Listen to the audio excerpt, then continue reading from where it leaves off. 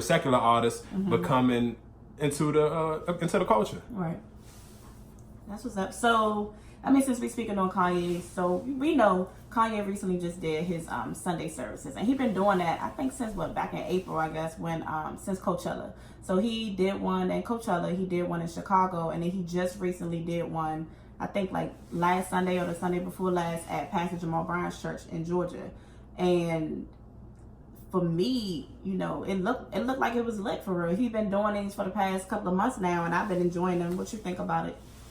I have never watched none of them until the one he just did at Jamal Bryant Church. I never looked at none of the clips on, because I never really cared for it. It's never like, I like Kanye. I got a lot of his albums on my thing, but it wasn't never like, I gotta go check out his Sunday service. I didn't really care because he wasn't talking. It was just like people jumping around and playing music and stuff like that. So nothing at that time brought it to my attention, but him going to do it at Jamal Bryant Church, somebody that I listen to already on a regular, I'm like, all right, boom, let me check it out, because I know he not about to just let Kanye come in and play, because he don't need it. He got a mega church. He already got a following, so he does not need Kanye West to come into his church to play around and it not be something legit. So that's what made me watch it. And I mean, I think that's what made me watch it too, because I listen to Jamal Bryant too.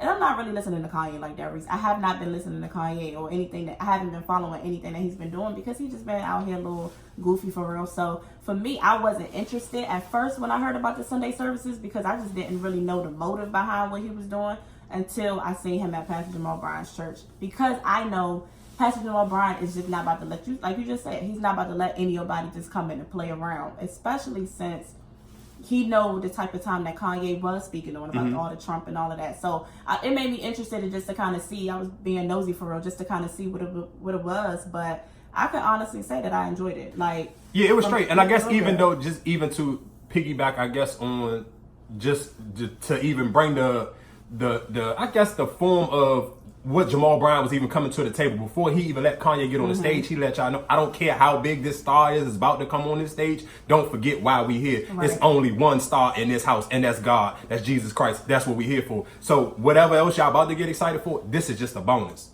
And what I appreciated about when Kanye did get up and when he was speaking and giving his testimony, he even said, let us be clear, who we are referencing today is Jesus Christ. Right. And I was appreciative of that, because I think even though those people may have been in there and they've been singing gospel songs, my apprehension for real is the fact I didn't have an issue with Kanye doing Sunday services or about to do this gospel album. He's not my issue. My only concern is the people, because if people are going to be going to the Sunday services and stuff, I want them to be going because of the fact that they really have a heart for God and they want to be there, not because of the fact they're about to go see their favorite artist or whatever the case may be, about to get on camera.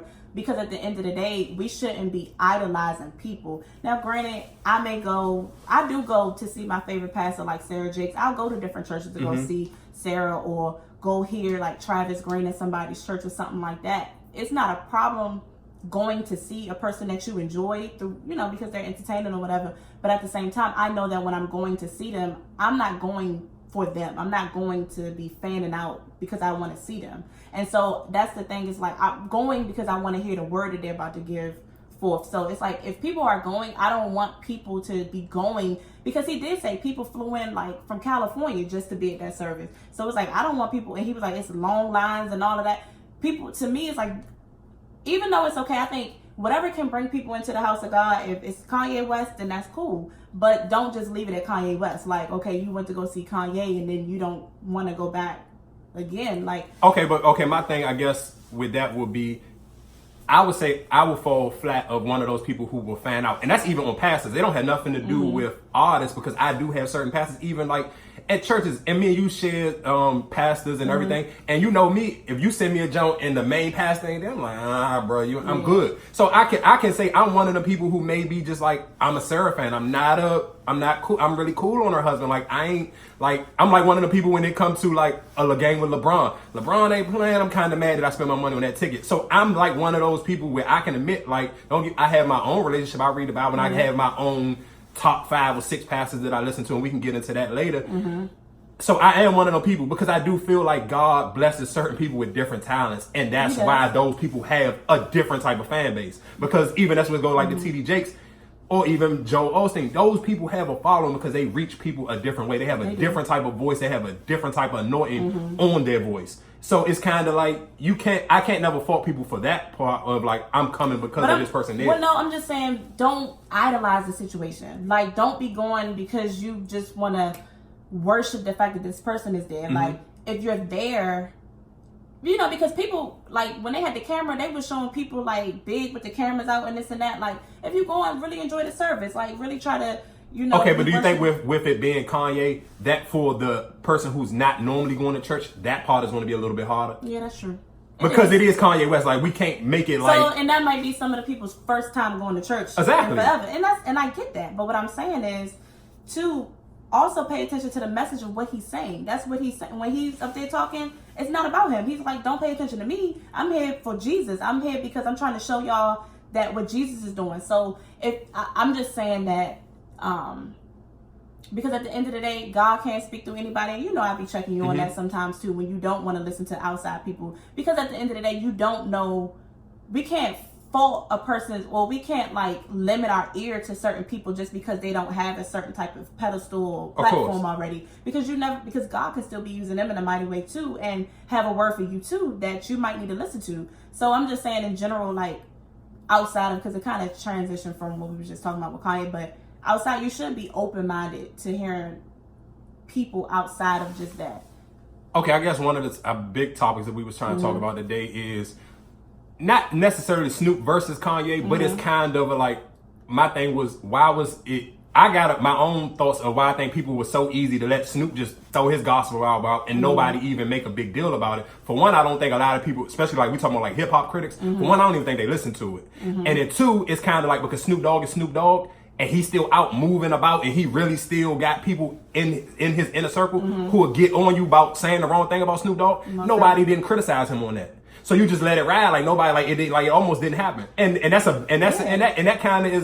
one of my things where I hate just a lot of critics, period. If you want, and if you go back to like street terminology, you can't have no picks. If you're gonna be a gangster or you're gonna be whatever, you can't pick and choose who you're gonna be a gangster with. You gotta have that same energy at all times. So I kind of hate the fact that people sit here and y'all just let Snoop put out an album and y'all being so hard on Kanye West.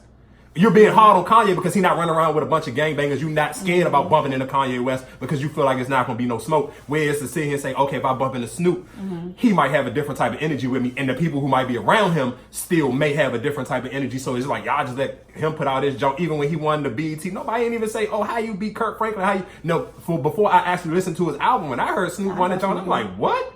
Y'all just let Snoop beat Kirk Franklin junk? I'm listening to Kirk Franklin junk come on the radio every day. But then when I actually listen to Snoop album, I'm kind of like, oh, this sound like when my mother used to make me go to church. Like, it was like that type of vibe to it. Like, like it was like, it really felt like church. Exactly. Where it was that type of vibe. It wasn't, he didn't even sit here and try to bring it to like, let me make y'all sound like modern day hip hop. And we're going to ask him, no, this was like big hat Sunday service, grandma in the church with you, and everybody fanning themselves down, one of them type of albums. So it was like, I was like, dang, I kind of glad I listened to it before we even recorded this episode. Because I'm like, oh, he was really in his bag on that one. So but I'm 100% positive a lot of people who's even criticizing Kanye, you didn't even listen to Snoop jump. And that's what I was about to say. That's how it flew under the radar for real. Like, it easily was swept under the rug because of the fact that Snoop's album, what Snoop is doing is to me different than what Kanye is doing right now. Because I feel like what Kanye is doing with the Sunday services is because Kanye is just Kanye. A lot of this generation, the millennials, like Kanye. So what Snoop just did with his album wasn't to me, it wasn't appealing and marketable to our generation, to the millennials. People are not listening. Our generation is not about to listen to that. I can listen to it because I have an old ear anyway, but it's not about to be played. It's not going to be played on 95.5, like on our local stations. It's going to be played on like a Sunday morning commute to church because of the fact that it's an older sound. Like, he literally had like the Clark sisters and Rance Allen, like older features on there. So I think maybe one of the newer artists that he had on his album was like a Mally Music, and I did like that song. But I think because of the fact that he didn't have like features from today's generation artists and today's generation, it was easily swept under the radar by our generation, where it's not going to be posted on the Shade Room, or not going to be posted in like Baller Alert or anything like that, because they're not listening to that anyway. Okay, so my thing is, that's when I feel like you gotta kind of give Kanye more credit, because I'm 100% positive when Kanye album come out, everybody's going to listen. They're going to play it on 93.9 and they're going to dissect it on 93.9. Where, like you just said, Snoop, I ain't never hear. I don't listen to the radio, but still, I'm pretty sure he had an album out until the BET Awards, because of the fact that ain't nobody talking about it. I ain't heard nothing talking about it. And I mean, and it's funny because Apple Music, for whatever reason, don't even have that album under his name, which is probably a good thing as well, because it's kind of like. It's kind of where you don't want to mix it too, because it's kind of hard to be like, if you send it to your grandma and then it go up as under Snoop Dogg regular Jones, and then you see Doggy Style right beside the Jones, or Dog Pound, because them album covers are ridiculous. And I would hate to have to bring him up, but it was they have that for R. Kelly though, because R. Kelly did a gospel album years ago, and it was receptive. Whitney Houston did a gospel album years ago, so they still, you know. But but my thing about them is, don't get me wrong, R. Kelly, whatever his past, I mean, whatever he's done, and he's paying for it now.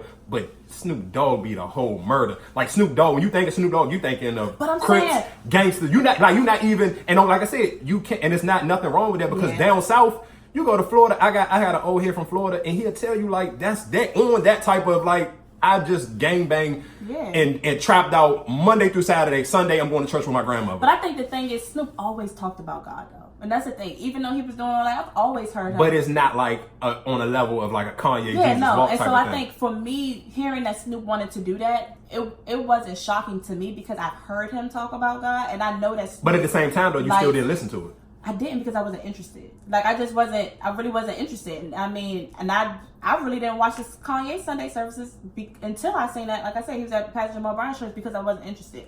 But, what was I about to say? I think that with R. Kelly, it's just funny to me, because when that came out, when his gospel album came out, nobody had an issue. Like you just said, Snoop had a pass and beat a whole murder charge and all that, but we didn't get, and I don't want to have to go deep into that with R. Kelly. But what I'm saying is, I just think, I agree, but I think that society picks and chooses who they want to place criticism on, because of the fact that now everybody wants to kind of low-key criticize Kanye for going into the church. And I honestly feel like more of the criticism is coming from the church more than anybody else. I don't really hear other people, because I was watching, I was listening to 104.1, and Willie Moore Jr. had this on it in his segment, where he had like listeners call in and talk about the Kanye Sunday services, and Willie Moore Jr. was saying that it's a big uproar right now within the church. But you know what's so crazy? Okay, just for you, just talking about him, I'm gonna let you get back. I don't want to cut you off, but I can't listen to his segment because it's too much, almost like hip hop. I can't. Me personally, if I'm listening to gospel music, I'd rather it sound like Snoop album than listen to what he play on his joint. I don't want to hear like fake rap music.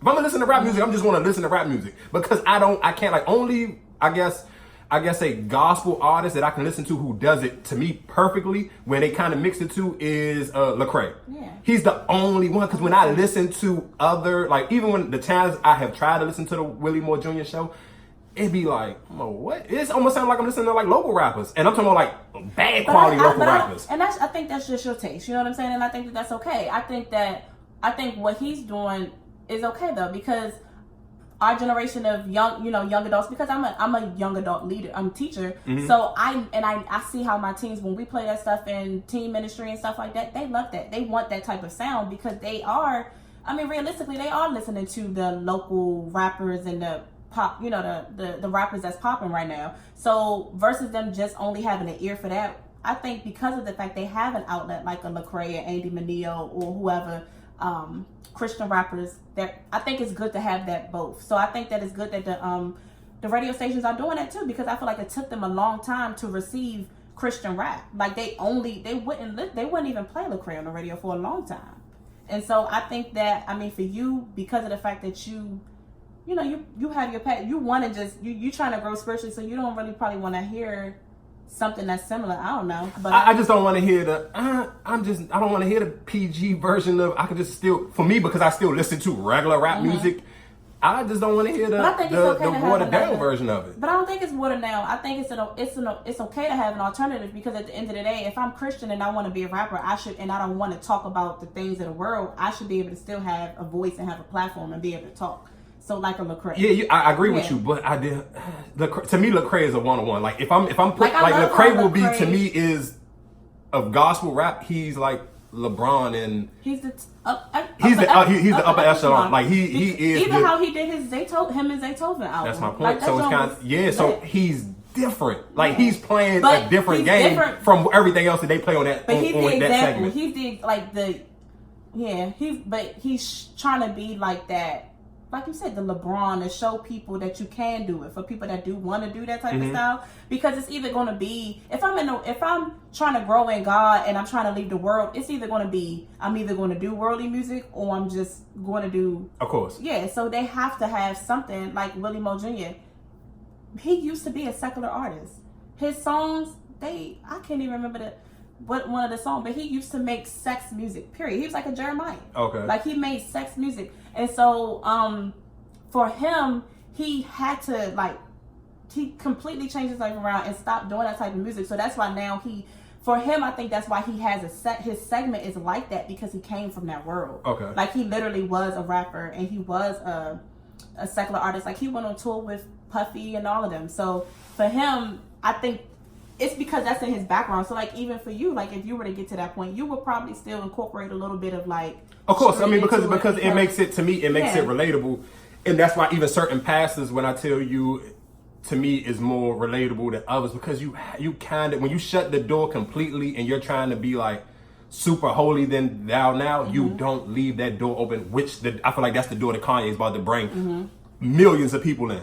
Millions of people who normally don't go to church, who don't listen to Erica Campbell, who don't listen to Kurt Franklin, who don't listen to none of that. You're going to give Kanye a honest ear from one to however many songs is on there. So if he sit here and use his platform for the betterment of that, I can't see where people can even find anything wrong with that. It's realistically, it don't even make sense for you to sit here and say, oh, well, he just had on a MAGA hat. I don't care. Guess what? 90% of people who got a MAGA hat on probably more religious than 90% of the people who hate people who got a MAGA hat on.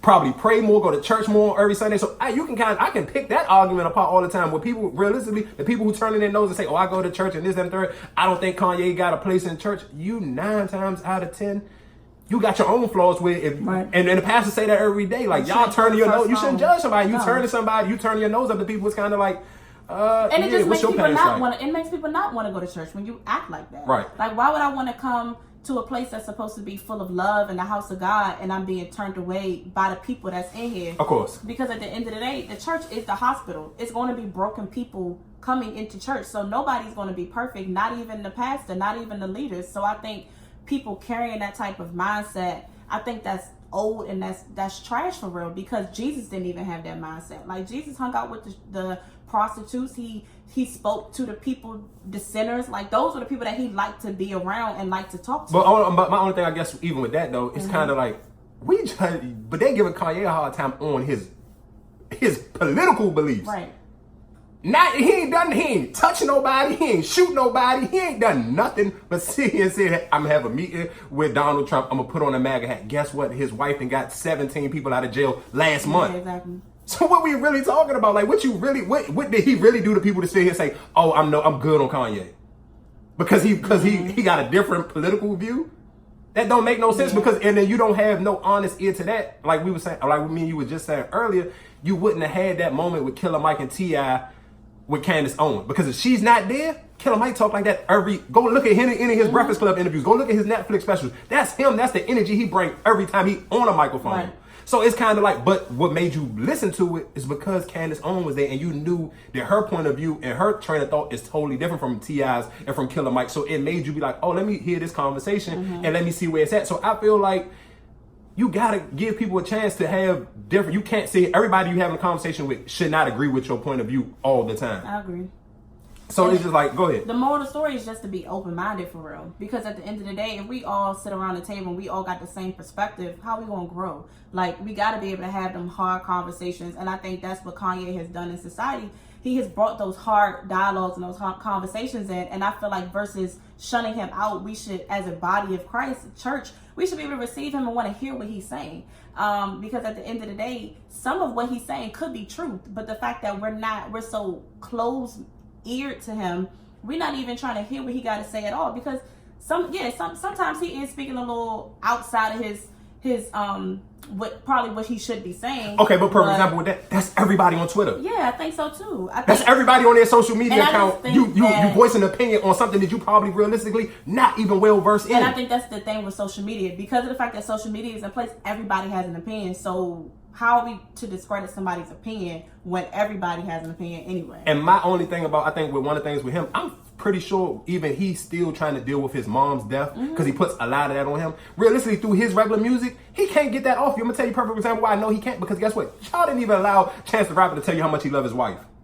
So you think Kanye know for a fact, if I see him put out a regular rap album, y'all not gonna let me really get off my true emotions, but in a gospel album, I can pull my heart out and cry to the world, and it's going to be accepted. And even listening to the songs that he did at the Sunday service, it literally made me want to cry. Like, just listening to them, because I felt his spirit, and I felt the rawness and the realness and the pain and hurt. And for me, I was moved by it, and he put word in it. So I think that at the end of the day, regardless of the fact that, yeah, he is a secular artist, so what? Like, we sin every day. Right. Like, what's the issue? I think no sin is greater than the other. So just because of the fact that he might be a secular artist and he might curse sometimes, or he might do this and that sometimes, like, he even set it up there, like, he's in an industry that is corrupt. So at some point you're going to be influenced a little bit because of the fact that that's all you're around. Sometimes you will lose your mindset. Kanye, who he is now, is different than when he first put out College Dropout. Of course. So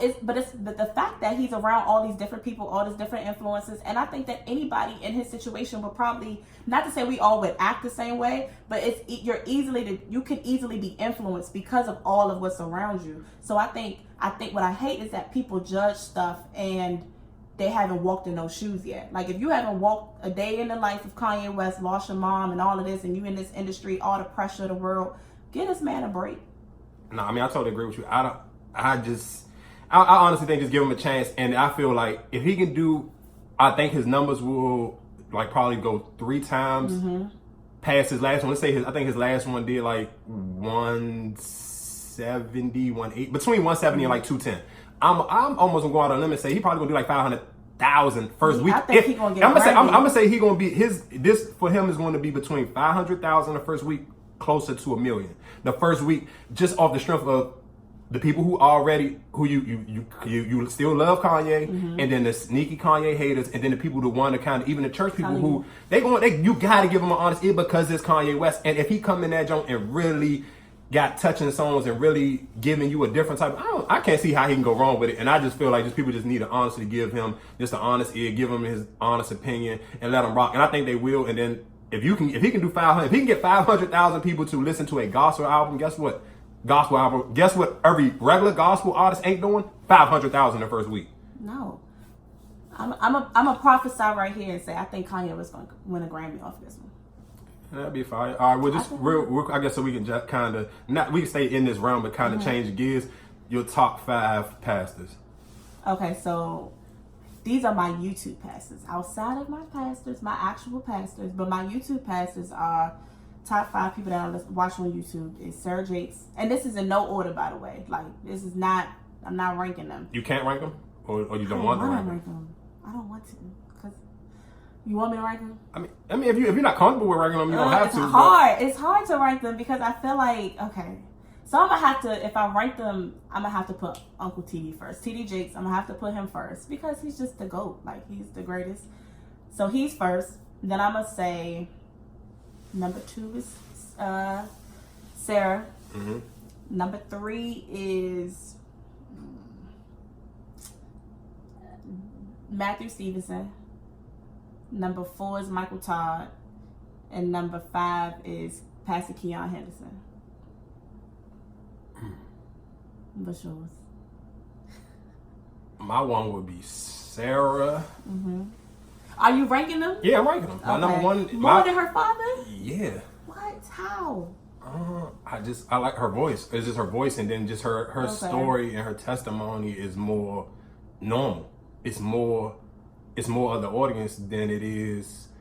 Like, T.D. Jakes is like, he's so well seasoned in his word, his voice, and everything. Like, when you hear his voice, he just sounds like a pastor. Like, if you've never been to a church before and you want to stereotype what you think a pastor would sound like, it's T.D. Jakes. it's just like it's like you can barely find flaws in him because he's so. I mean, it is. I'm talking about because that's what I'm saying. Because he don't be hacking and doing all that wild stuff. But he do though. He does, and that's no. He got videos when he's done it before. Probably back in the day. But that's my point. But even still, his voice. When you think of that deep fatherly voice, that's him. Yeah. So therefore, I'm talking about for you. You're a little bit different because you've been going to church your entire life. So your mindset, and you have probably been and heard different and millions of different preachers preach. So your mindset is a little bit different from that one. But I'm talking about for somebody who I've never been to church before. I'm gonna let you have yours. Go ahead. I believe my mind would have thought, okay, what TDJ sound like? That's what a preacher should sound like. When I listen to Sarah, to me, her is just different. Like her story, even just like admitting, like I used to be a bartender. Like I worked in a strip club. I was a bartender. Her father is TD Jakes. How did you get behind the bar? Let alone the bar in the strip club. I know. So for that to be like, that's her word and that's what she giving. And that's not even just that. She got pregnant at 13. So that for me, if that story is way more relatable. Her voice, she just sound like a regular female that you're talking on the phone to. It's nothing like super crazy about her voice. Her voice is just like, I have went to sleep millions of days listening to Sarah, and I can wake up like that's a voice I can listen to all day long. I'm with that too. I'm not just knocking that, but it's just to me, she would be my favorite. Like I can listen to her all day long and won't have a problem with listening to her. So that would be my number one. My two probably would be, I'm gonna say Michael Todd. Okay. 3 probably unpopular opinion, but John Gray. Why you say unpopular? Because I don't know, they hate on him. What? Yeah, well now I think they now hate on people him are terribly. Like, but they take him to church like he like Sarah get on the shade room for positive things. Pastor John Gray get on there, it's all slander. John Gray would be my number 6 if I could do a number 6. So go ahead, I agree. What's that? What I'm at 3. My 4 would be.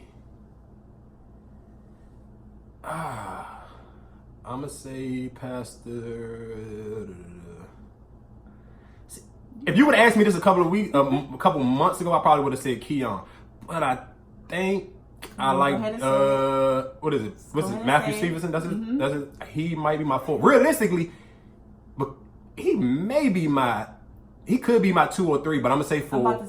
I'm gonna say 4 just because Michael Todd gotta stay my 2 just because he done got me through. Like he really helped me get into like, I'm cool on the YouTube thing. I can do YouTube pastors all day long. So I'm gonna say my 4 would be Matthew Stevenson, and my 5 would be. Am I missing somebody? I can't say. I gotta go Ty Tribbett. I ain't playing with Ty Tribbett like that. He gonna be my number 5.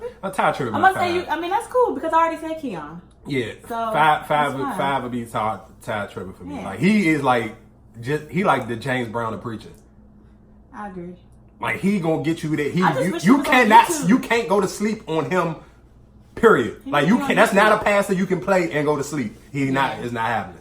He give you too much energy. He give you too much swag on the mic, and you just gotta kind of like. I respect people who live their truth and who will sit here and say, I'm not about to sit here and act like I never committed infidelity on my wife. He gonna give you that. I can respect, live your truth. Yeah. I don't like, you can't judge me. It don't matter. Like I'm cool. Because guess what I don't have to do? I don't have to preach. I still come to all y'all churches and perform on y'all New Year's joint, your Christmas joint, your Thanksgiving joint. You can pay me my bag and I don't never gotta preach. So I appreciate that he in that joint every Sunday and Wednesday. And he do so, and that's why I kind of even give him more credit because he still do all his tours and do everything else, and he still do Bible study on Wednesday at his church, and he still preaching every Sunday. I have not yet seen him miss a Sunday where he got somebody filling in for him. Yeah.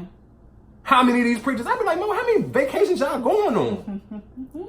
Like, I ain't gonna lie, that's like one of my biggest beefs. Like, bro, you can't keep coming in with these bum filler. Like, come on.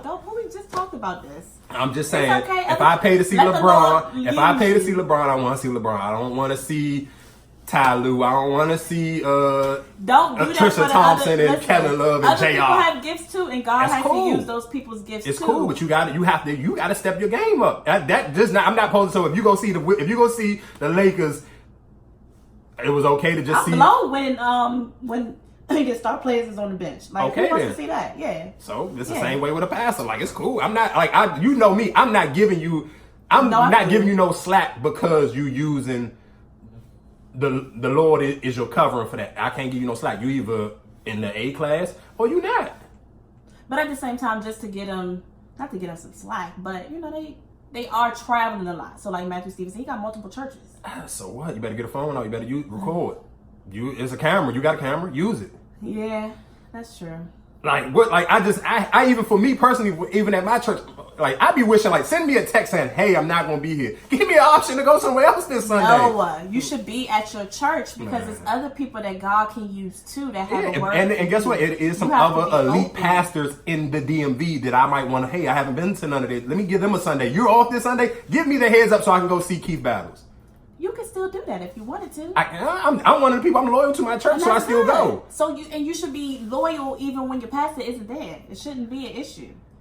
You got another topic you want to go into? Yeah, since we just talked about infidelity with Ty Tribbett, what do you think about? So, do you think that as a Black community or in culture, period, because this is such a cancel culture, we know. Mm-hmm. Do you think that we give our spiritual leaders, gospel artists, pastors, the same room to make mistakes like we do celebrities? No, I say no because the average person, two people who never go to church feel like people who go to church is holier than thou. They should never mess up. And then people who are in church kind of look at it like because they put these people on such a pedestal and they worshiping these people probably too much, you hold them to a different standard as well. And it's kind of like, and this is of course going to sound kind of crazy, and that's one of my things of be like, it's so easy for people to say, don't watch porn and this, that, and the third. And I always tell you, like, sometimes, like, maybe that might help you a lot easier from you not committing infidelity. Like, and that'd be like, all I can do is pray on it. So that's one of my fights that I can even say that I pray on a daily basis. So it's kind of like, I'd be like, sometimes some of you pastors maybe should have cut something on instead of cheating on your wife. So when you ask me, do people kind of give them a hard time? I feel like nowadays, with cancel culture being so high, I feel like everybody playing on the same playing field. Like if Kevin Hart cheat on his wife, they're gonna cancel him. If that pastor cheat on his wife, they probably realistically drag. The sad thing about it is for Kevin Hart, he just gonna get dragged on the shade room. That pastor gonna get dragged in his church, and they gonna start questioning him, and they gonna start like holding back on their tithes and offerings and stuff like that. Exactly. And that's the thing that's kind of messed up because Kevin Hart cheating on his wife ain't gonna mess his money up. No. The pastor cheating on his wife, it's gonna slow your pockets up, and brother. that's what I was going to say. I do not think that we give them the same room to make mistakes because of the fact, like you said, Kevin Hart. When Kevin Hart cheated on his wife, because he did cheat on his wife, when he cheated on his wife, all he had to do was go on Instagram, make a public apology, go on the Breakfast Club, make an apology, and it was pretty much done and dealt with. Everybody forgot about it. It was cool, and nobody was ever talking about canceling Kevin Hart because people were still going to his comedy show.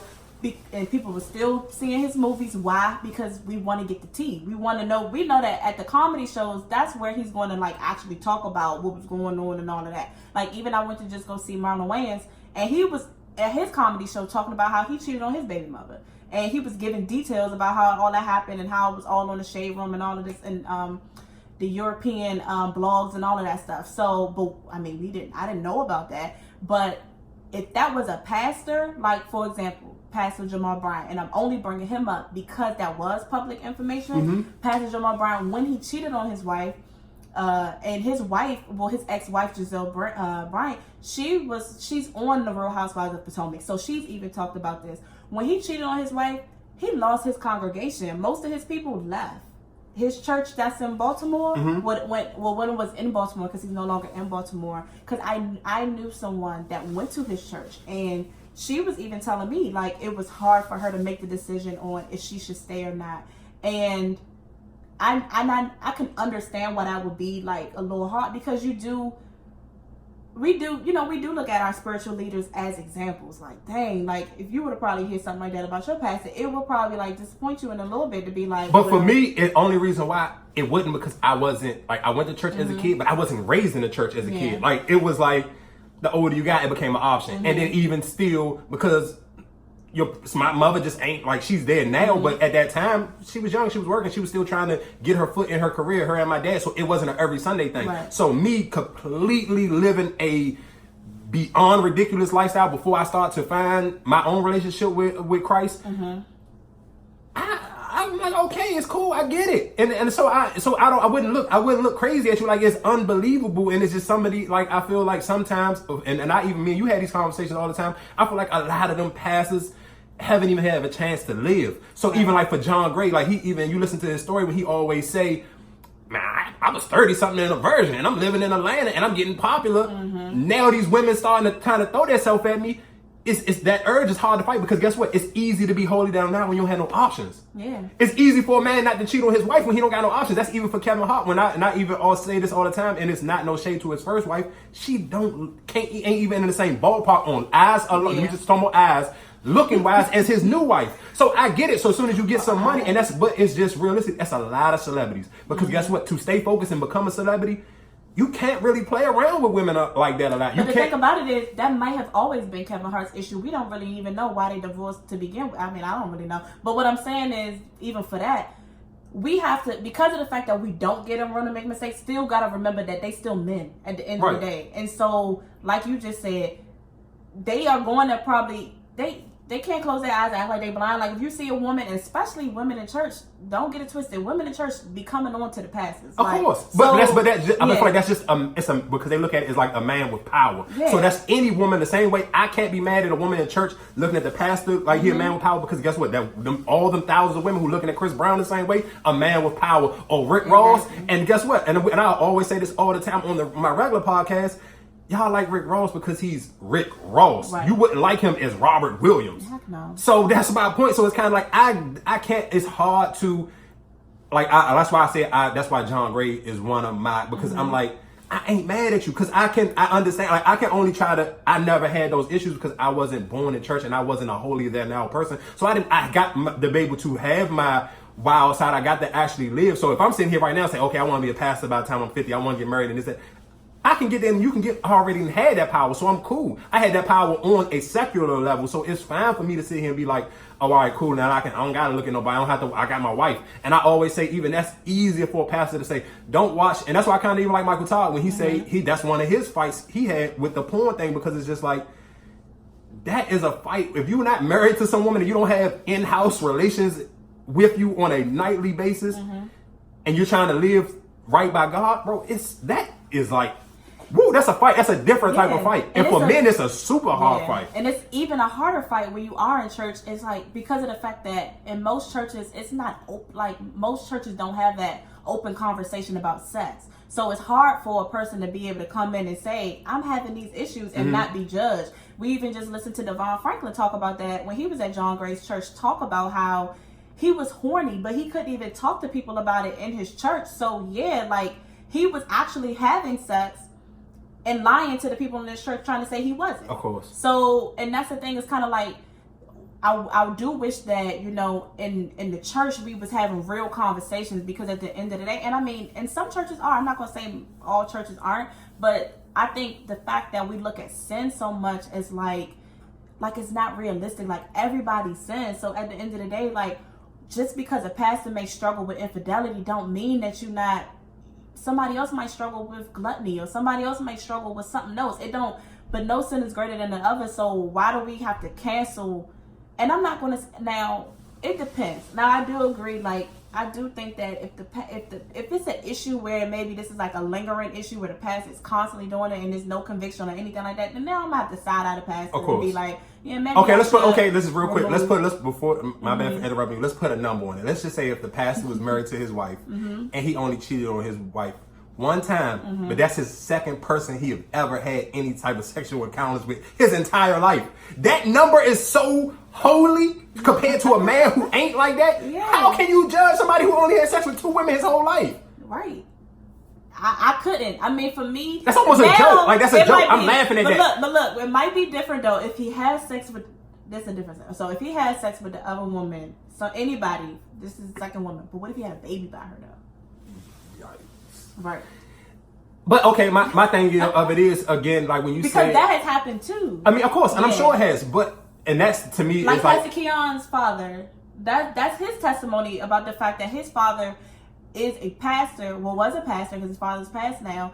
And I mean, he's openly shared about this on TD Jake's network. But his father was a pastor and cheated with whoever his wife was with Pastor Keon's mother, and that's how Yeah, you know what I'm saying? so that one is like, kind of like it to me. That's almost like you're being super reckless. Yeah, like it's just as a man, I'm like now you're being reckless. And mass, if you wasn't, even if they you all was still at the church at the same time. So that's my thing. So even if that wasn't a pastor, I still would judge that situation. If that was one of my friends and he coming and telling me he cheated in on his girl, I'm like, oh, I got this other that's crazy to me. With the sister or the cousin. Yeah, that don't. It's just wild. Yeah, that's you just being beyond reckless. So I don't know that right there.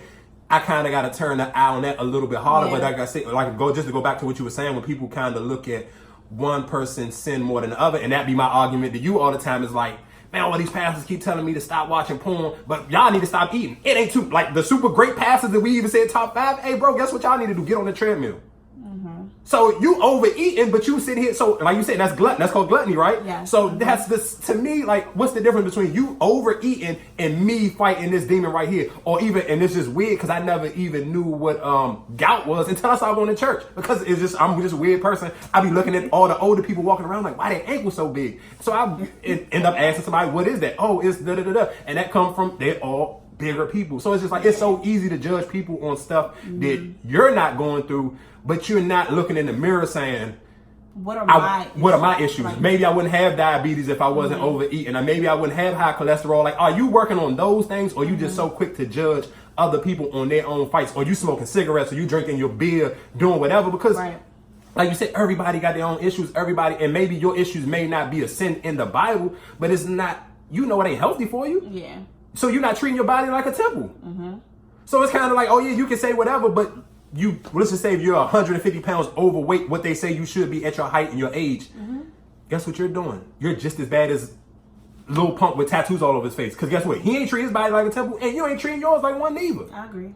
So it's kind of like, to me, that's one of the things that's a thing, and that goes back to people in the church and why it's so easy for people to get turned away from the church. Stop being so judgmental. And it's just not, nowadays, the sad thing is, it ain't just people in the church. It's everybody on Twitter. It's everybody on Instagram. Everybody is so judgmental. Everybody got a comment about everything. But it's kind of like, how often do you look in the mirror and say, it may not be a sin, it may be your own insecurities, and those insecurities can lead into sin. And that's like, oh, I'm stressing out, so I'm drinking. Or I'm stressing out, I'm smoking, I'm doing this and the third. So your insecurities or your stress levels turn into sins. Yeah. So it's kind of like you really can't judge somebody else. It's hard. Like, and that's one of the things I tell people why I give pastors, and even when I hear people talk about, oh, why y'all give pastors so much money and this and third, y'all giving money to the church, they just taking y'all money. Bro, try to read, anybody who knock a pastor or knock about people paying their tithes and offering, just try to read the Bible. You tell me, read one scripture and tell me that you can flip that scripture into a story or make it relatable to other people who can't, for 5 minutes. Yeah. For 5 minutes, I read the Bible every day, and sometimes I can't even remember what I just read. So let alone be able to read it and flip it and turn it into something, that alone, you deserve my money. If I can pay $100 to go to a concert, and we talking about that's a mediocre artist. Yeah. You can go give the little local dude who performing at a Fillmore $25 to go see him, but you can't give a pastor $20. Like that to me, just that stuff be like, I'm like, come on, bro. That's just certain conversations where like, just try it before you sit here and turn your nose at something. Sit here and give yourself a second and say, what would I do with all that power? The same way when you think about, if I hit the Powerball, what would I do with all of that money? Right. People never put themselves in somebody else's shoes to even give them a chance to be like, I kind of get it. I understand it. And that's not to say that, because they have that power that they should misuse it. That's not what you're saying. It's just one of those things that they deserve what's rightfully should be given to them too. Just like if we look at a celebrity or an artist doing their talent and their gift, and we as consumers don't mind giving them money and buying concert tickets and buying their merchandise and all of that, why is it such a hard time for us to go into the house of God? And if I'm hearing my pastor preach or whoever, and outside of my tithes and offering, I may just feel led to give them $20. What's wrong with that? Because at the end of the day, the Bible does say that we should honor our shepherds. We should honor the gifts that God has given to us, and our shepherds are our pastors. So at the end of the day, I should be able to honor this person because they're leading me on the right path spiritually. If we didn't have these people that were in place, we wouldn't be able to interpret the word or whatever for us. It would be hard because then at the end of the day, we would just have our own interpretation. And I kind of look at it like, that's like you sitting here saying, look, we can bring it back down to just the regular world. That's like you saying,